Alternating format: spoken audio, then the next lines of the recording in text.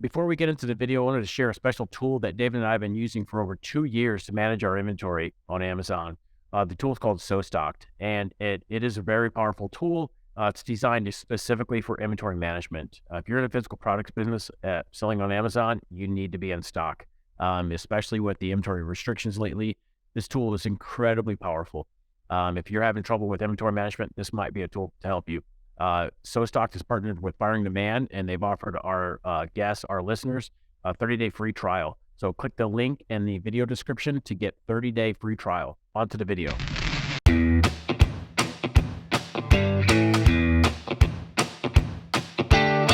Welcome, everyone, to the Firing Demand podcast. On today's episode, Ken and I revisit the 2023 goals that we set on episode 164. For each goal, we're going to go through it, talk about why we made it, and give you an update on our progress on whether we accomplished it or not. Ken, what's going on, man? David, hey, I'm excited to share our year-end goals, kind of do a wrap-up and see which ones we accomplished, if we didn't accomplish some, and just kind of review these. I think it's important to set goals, revisit them, and then, assess how you did at the end of the year. And so I'm excited for this show. Absolutely. I do think in the whole goal setting process, the area that people oftentimes fall short on is not on setting goals. It's on revisiting them and checking back in. And so I think that this episode is critical. You and I were brave enough to put our goals out to the public, and we're going to be brutally honest on whether we met those or not. And there are some that we didn't, and that's okay. They may be rolling into 2024. We may be Xing them off our list for a strategic reason, but yeah, let's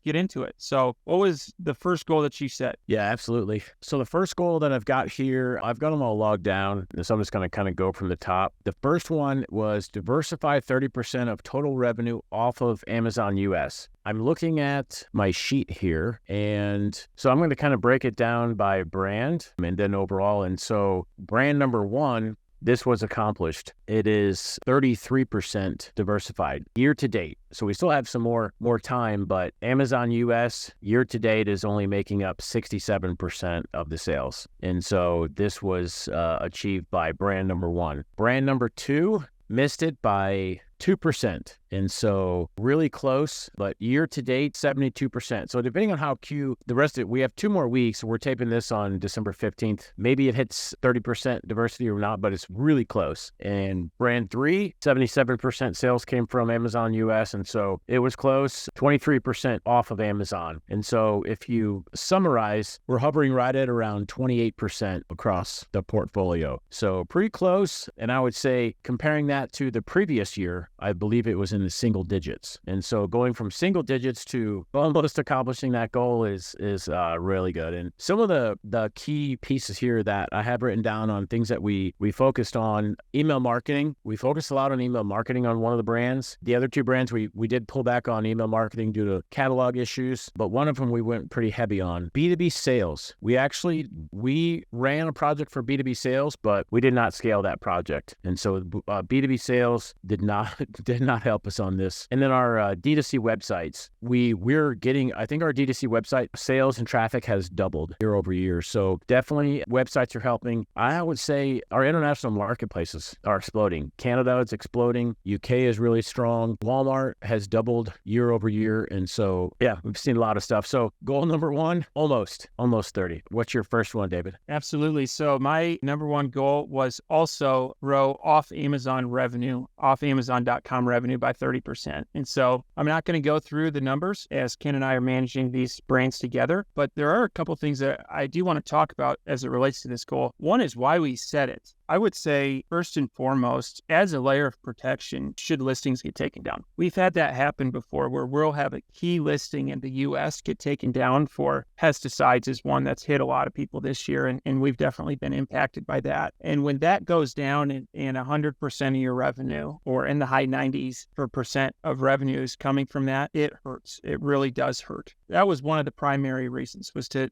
add a layer of protection. And it was also for growth. Now, when you're looking at growing a business, you can do one of two things. You can either launch more products or take your existing products into new marketplaces. And we opted to take our existing products into new marketplaces for several different reasons. But to name a couple, we already had the supplier relationship. We already had the listings. We had done most of the work. It was just now kind of shipping them to a new place. And so there was certainly a lot of legwork needed in getting companies registered in those companies and getting our VAT set up and our GST set up in Canada. But I do think that it was a faster way to grow than launching products, which may not pan out. And the second thing I want to talk about is just to add a little bit of flavor on our experiences in these international marketplaces. Canada was easy. That was generally very easy. You don't have to worry about VAT. All you have to have is a Canadian business number, which is fairly easy to get. Importing there takes about the same amount of time and effort as importing into the US. And if you have any inventory on US soil, it's a very easy move. And so if people were only selling in .com and were looking to expand to one international marketplace, obviously do your own research, but Canada was, I would say, fairly easy. On UK, one thing that we found for the UK is that we enjoyed higher profit margins on a couple of our products to the tune of about 10%. Now, that wasn't across the board, but on those particular products, we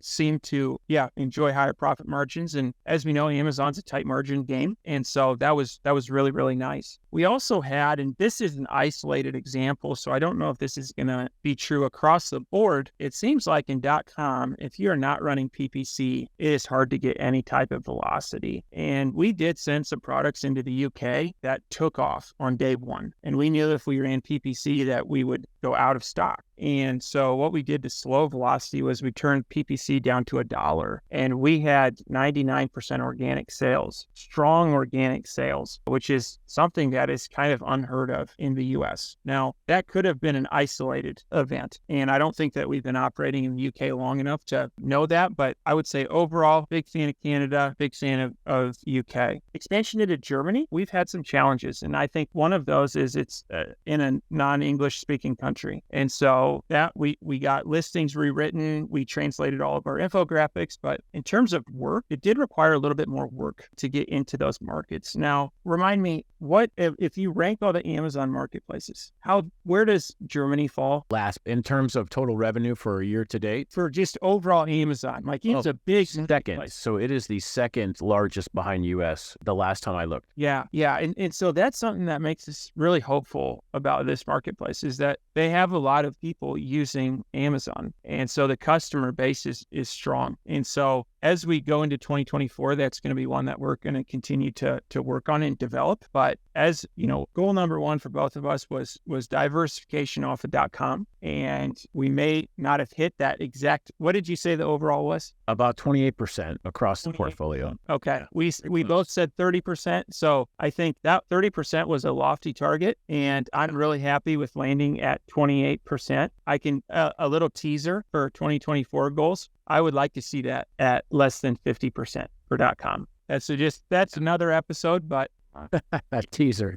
Yeah. So anything else we want to talk about for goal number one? No, I think that's good. What's your second one, David? Yeah. So help 3 people successfully fire the man. And a little bit of background on this goal. When I fired the man, when I actually experienced that, it was outstanding. To be able to have control of your time is something that it's really, it's a shame that a lot of people will go through their entire working career and not know what that feels like. Now, that's not to say that Ken and I have been sipping pina coladas on a beach while these businesses run on autopilot. We have worked very hard this year. However, it's been on our own time, and we've been able to have work fit our schedule as opposed to our schedule fitting work. And so I am a big fan of working after the kids go to bed, because from 5 to 9, I'm playing tag and going out outside with my kids, and I really like that. And so that's just a little bit of background on this goal. So now I can think of two people that have successfully fired the man. Brennan Mans is somebody who lives in my hometown and somebody I've been talking to for quite some time. He had told me about this goal. He was working at an automotive company. Surprised me one day. It was a Friday. He brought over a card and a bottle of whiskey. In fact, I'm going to step away right here because I have this hanging on my wall. It's a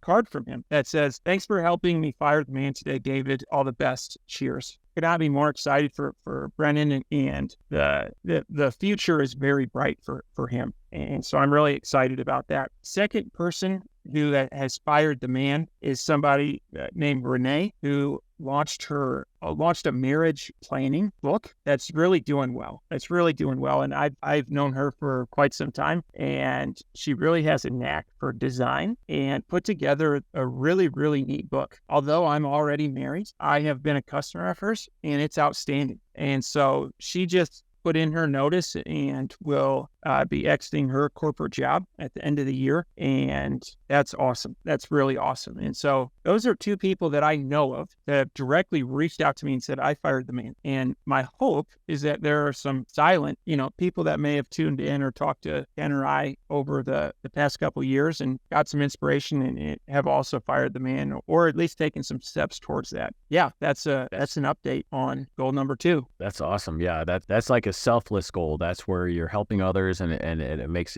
you feel good. And so, congrats, David, on that one. That's really cool. So. Thank you.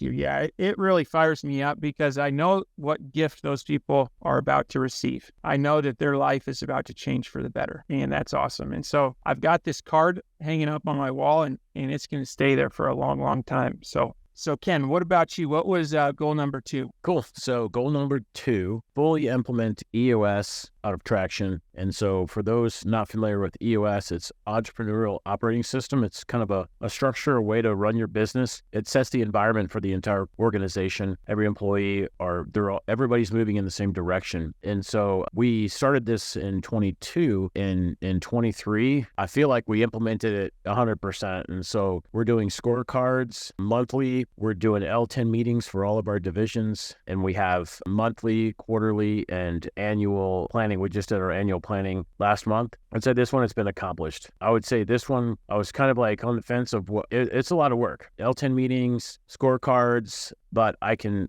say one thing, like it's really helped everybody to stay on the same page, and it's really helped for the leadership team to strategize, make up goals, create goals, and then filter them down to the entire team, and then they know what they're working on is helping the entire organization move forward. And so, yeah, number 2, implementing EOS complete. And just to piggyback off what you're talking about, I think that this has been one of the best things that we've done as business owners. And I think if there's anybody listening that is on the fence about it, they owe it to themselves to at least read the book. Whether they implement it fully, that's up to them. But I can say that has had as a positive ROI activity. And I think our team members like that they know what's expected, and we lay it out by quarter. And yeah, I think that's been outstanding. And like a fine wine, it gets better with time. This was year number 2, and our planning session was a lot better than year number 1 because we learned a lot from doing it. And so I think that will continue to develop like fine wine and get better with time.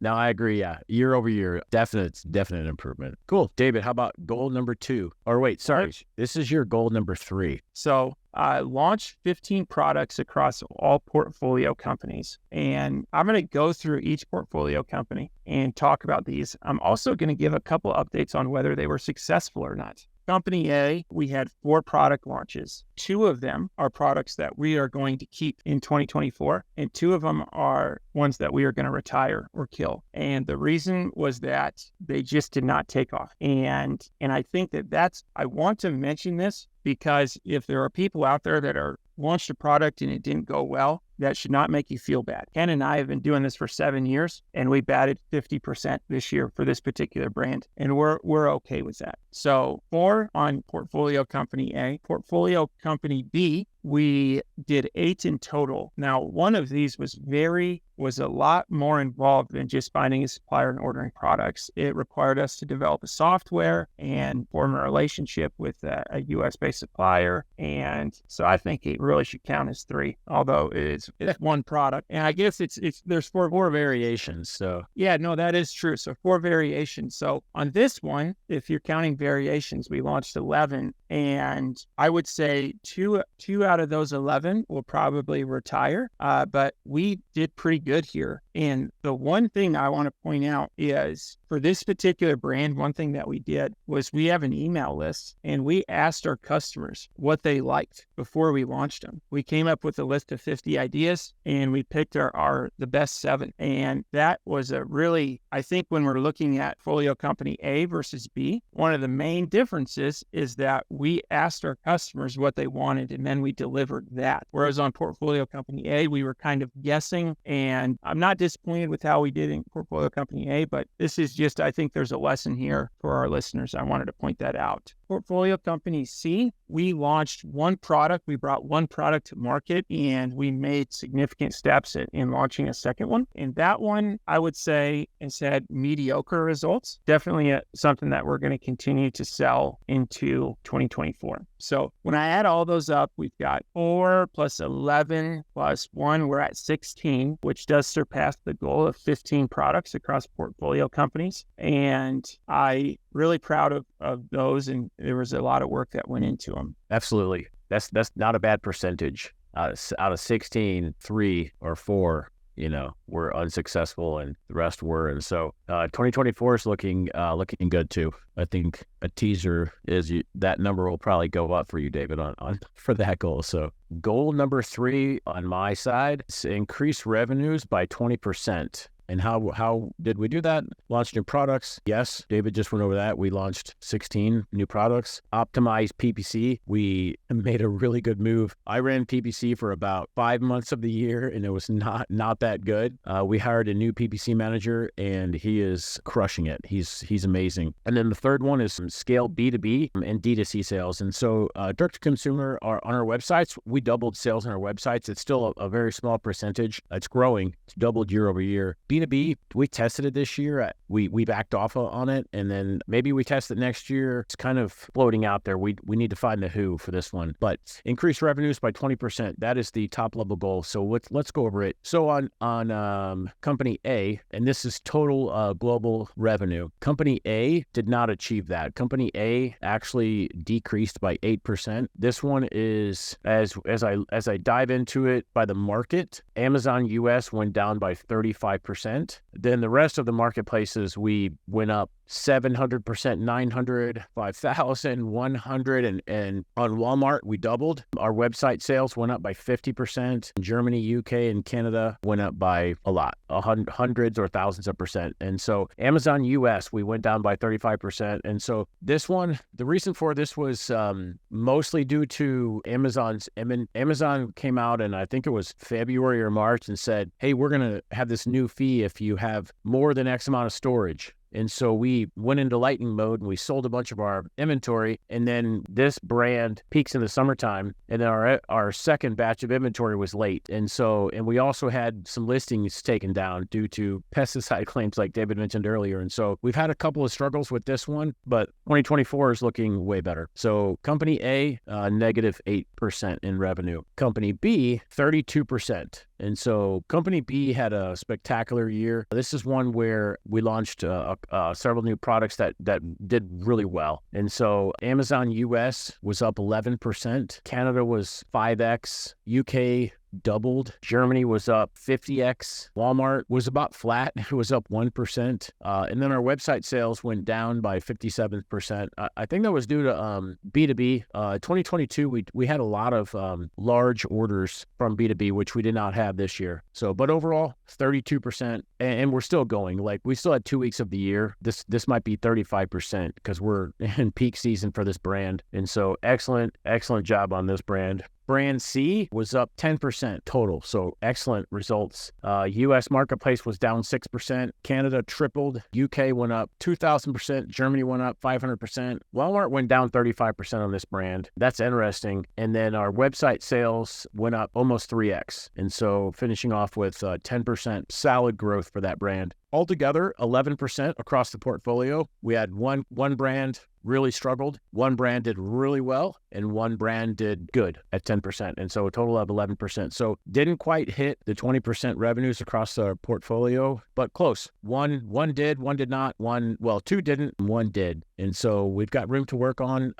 We've identified some gaps and some areas we can improve on and just get better overall. And so not sure what the goal will be next year, but it might be a similar goal, and it might be even more. Overall strong. I feel strong about that one. Any thoughts about that, David? Yeah, I mean, I would say a 20% growth rate was lofty at the beginning of the year. I would be interested in taking a look at profitability because I do think that we're likely up. However, we didn't analyze that for this episode, so I'm not going to go down that path. But yeah, I think if you're not growing, you're dying. And I think we were pointed at getting growth for next year. And I think that we executed pretty well on it. And so we had some surprises pop up this year. You had mentioned that stock out. We had an AGL shipment that should have been 45 days go to about 110 days, which is, for those of you using AGL, it's usually old reliable unless you ship out of Taiwan. That particular port has been very slow for us and not one that we're going to be using. It's learned. Yeah, I'm happy with how things went. And as we look to next year, I do think that we can increase revenues by 20% with what we have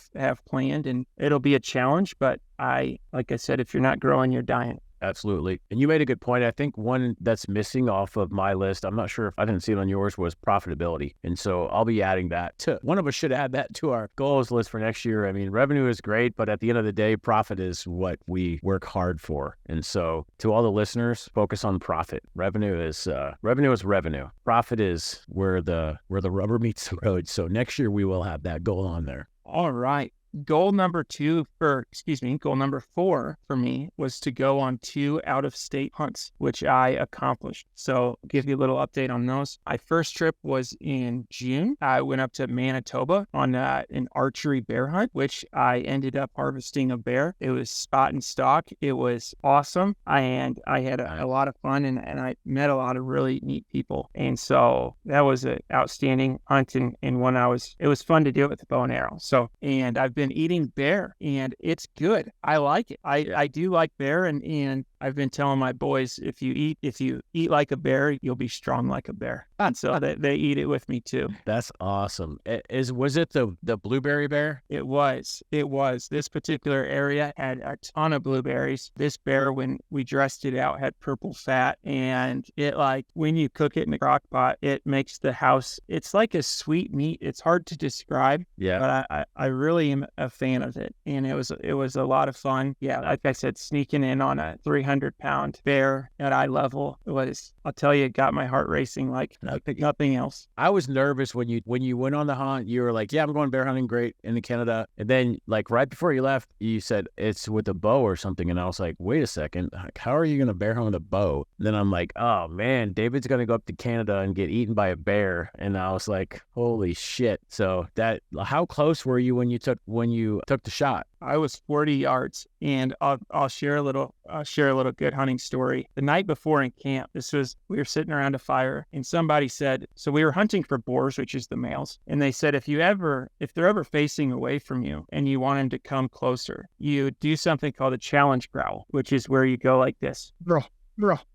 and they will think it's another boar and come to fight you. Well, I had snuck in on it and he was facing away from me and I could not, his vitals were not exposed. And so I drew my bow back and I did this challenge growl. And as soon as he turned, I let my arrow go and made a good shot and the hunt was over. But I should have had a heart rate monitor on because that's ballsy. I could hear my heart beating, but it was on day 5 of the 5-day hunt, 1 hour left and I wanted to make it happen. So yeah, it was a lot of fun. Thank you.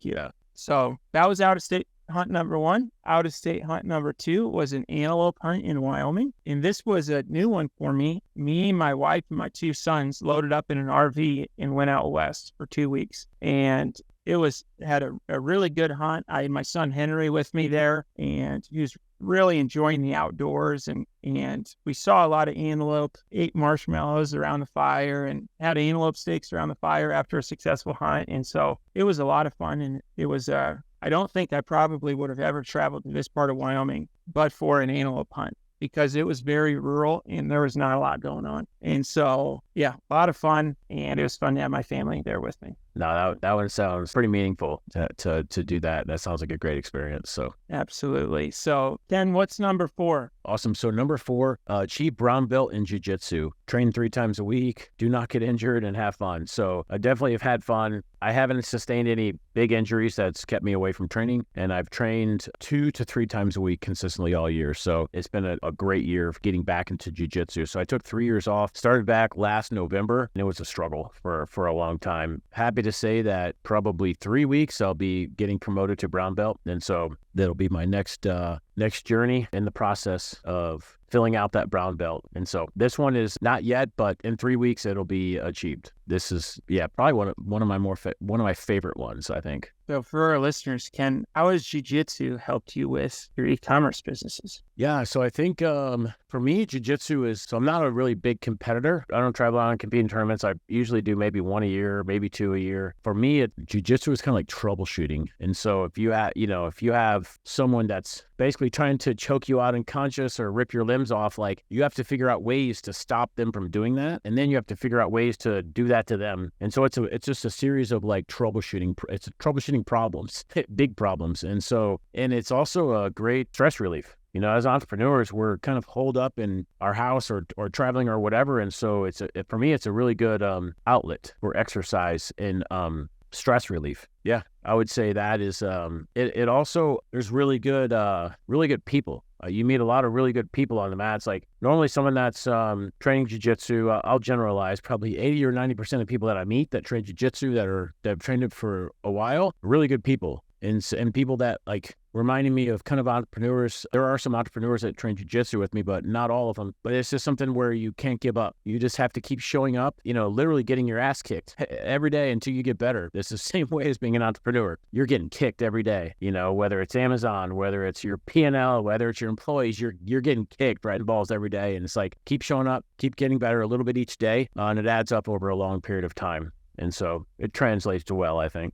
All right. Goal number 5 for me was to live 4 weeks as a digital nomad, working somewhere else other than my office. And this is something that I did accomplish. I was trying to tally them up, and it was probably either 3 or 4 weeks. This is something that was important to me because me and my family do like to travel. And when I was working for the man, this was a dream of mine, to be able to work from anywhere. Trip down to Florida and have spent a good bit of time in Kentucky, and that has been a good setup.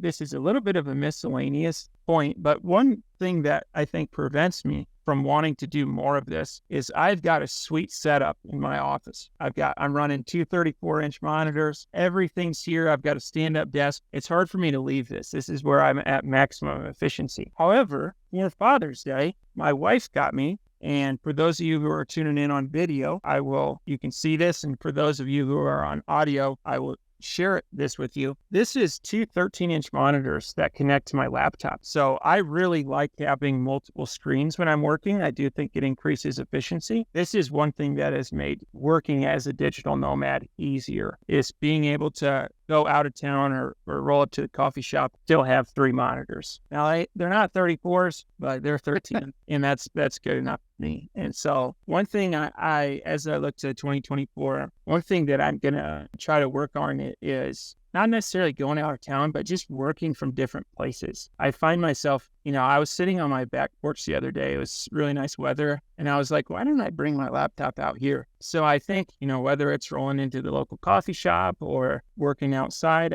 that's going to be something that I do in the next year, because I do like my office, but I do like getting outside of my office as well. No, I think that tidbit of your monitors and like, that's something that you've learned over time where you have taken extended periods of time and all that, or go to the coffee shop or go to, remote places to work. And I'm the same way. Like I have my laptop, but at home, it's like, man, I've got this sweet setup, but when you go away, it's like, so that is a pretty cool thing to share. I don't have that. Maybe I'll add that in, but I definitely prefer multiple monitors. I'm just more productive when I have something like that I can use. So last point on that, $250 on Amazon, not as expensive as someone would think. For anyone wanting to be a digital nomad that likes big screens, look into it. All right, number 5 on mine. Take another 30-day non-work vacation. A recap of last year.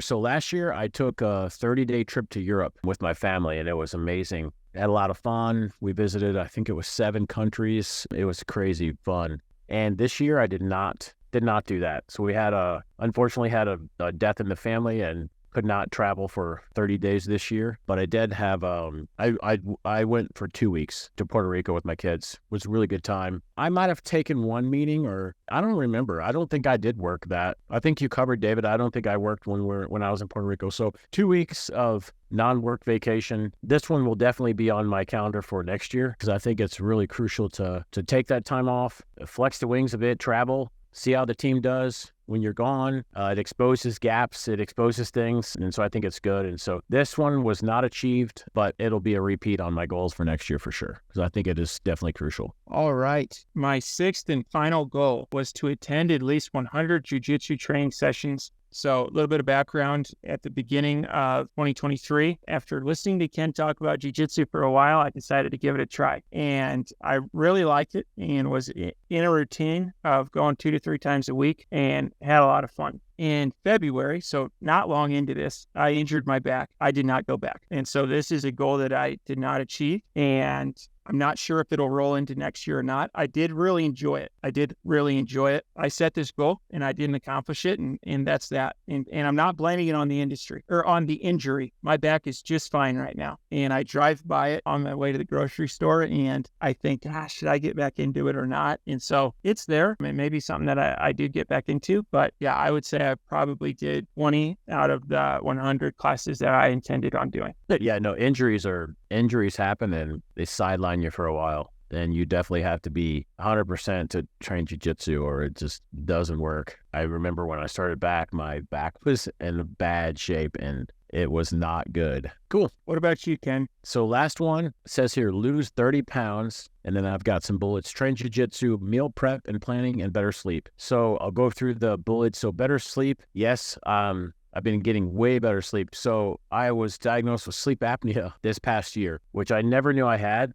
People always complain, oh, you snore so loud, blah, blah, blah. But I didn't really think anything of it. And then I found out my father has sleep apnea and he uses a CPAP machine. And I was like, holy cow. So I did a sleep study and they're like, my levels were like 500% higher than what the normal level was. And they're like, you have really bad sleep apnea. So got a CPAP machine. I've been using it for probably 4 or 5 months now. And it is like night and day. Like I feel normally if I don't use a CPAP machine at like 2 or 3 o'clock in the afternoon, I'm starting to get sluggish and tired. When I use a CPAP machine, it's 8 o'clock at night and I'm like, what's next? So it really, really impacts me. Meal prep and planning, I'm going to give myself a grade of a C on this one. The meal prep, I do probably once a month. Meal planning is probably once a month as well. So there's some definitely improvement there. And that will roll over to next year. And then train jiu-jitsu. That one there, definite 2 to 3 times a week all year, no major injuries. And so that one was accomplished. So lose 30 pounds. And so this one, I guess I'm going to say that it's accomplished, but I'll explain more to it. So on a scale, I'm down 15 pounds from beginning of the year. I've also been not only training jiu-jitsu, one of the things that I started doing early in the year is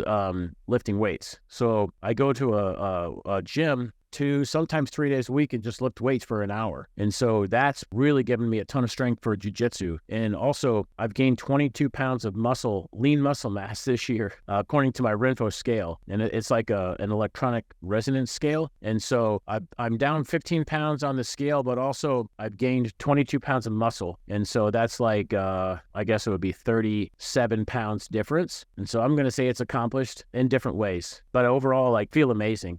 Definitely more goals next year, but a huge improvement this year. So that one makes me excited. I have more energy, stronger, and yeah, just feel better overall. And health, I think, is, man, if you don't have your health, you don't have anything. And so I think health is really crucial. As we go through here, there may be someone listening saying, wait, I tuned into a podcast about business and these guys are talking about vacation and jujitsu and meal prep. What's that have to do with business? I would say everything. Jujitsu, problem solving, it's basically training your brain for problem solving in your business. I'd also say it makes big problems seem smaller, in terms of taking care of your health and your body. That makes everything better, including how many RPM your brain can run at. And I would say the last one, vacation, that's when I personally have the best ideas, when I'm unplugged and detached. Ken, I think you'd probably agree with me as well on that. Yeah, it's kind of weird. I don't know why. I think maybe it's because your brain is not on the day-to-day fires and on the day-to-day grind, and it's kind of like free to float around and come up with ideas. But yeah, I do come up with some really good ideas. I think they're great ideas, but no, I agree. Definitely. So that's a recap of our goals for 2023. Be looking for another episode where we set out our 2024 goals and announce them to the world. We would encourage anybody listening to write down your goals and go through a similar process of this, is set them and revisit them mid-year and then at the end of the year. I think it makes a big difference. And if you can tell somebody about it, that's great. I think that level of accountability is huge. And if you don't have an accountability partner, email us, Ken at Firing the Man and David at Firing the Man, and we'll help hold you accountable to those. Absolutely. Goals are really, really important. What you said, David, share them with someone. You could start your own podcast and share the world, or you can share with your friends or family or whatever, but share them with someone. I like to print them out and keep them close and then kind of just check in on them. Some people put them on the wall, some people, do whatever, but go back to them periodically throughout the year. See where you are, because you'll fall behind or you'll get ahead, but you'll just remember, hey, I've got these things to accomplish. And so let me continuously remind myself to check in. Do status. Awesome. Yeah, I want to give a shout out to my girlfriend for giving me this Christmas tree for my office. So anybody on our YouTube channel, it is a Grinch Christmas tree. I said, hey, how come I don't have a Christmas tree in my office? And she's like, I'll get you one. And she got me this one. I'm like, that's awesome. So yeah, go to the YouTube channel and check it out. It's a Grinch Christmas tree. Yeah, I believe this podcast is airing right around Christmas, New Year's. And so we hope you have a great Christmas, holiday, whatever you celebrate, and a happy New Year. Absolutely. Thanks everyone for tuning in to the Firing the Man podcast, and we'll see you next week. Thanks for watching this video. If you got some value out of this, would you please hit the like and subscribe button? This is a free way to support the show, and it really helps us build our audience.